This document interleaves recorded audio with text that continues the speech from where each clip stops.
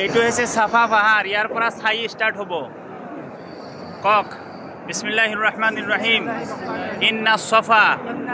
ওয়াল মাৰওয়াতা মিন শাইৰিল্লাহ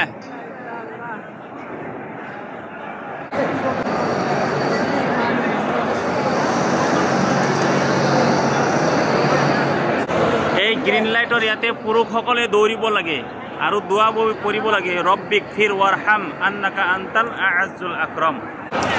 জমজম ইয়াতে আপোনালোকে জমজম পানী পান কৰিব পাৰিব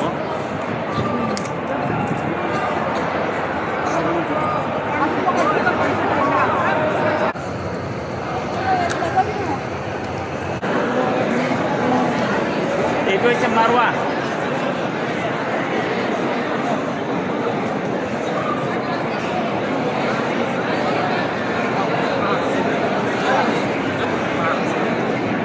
এটা মাৰওয়া মাৰওয়া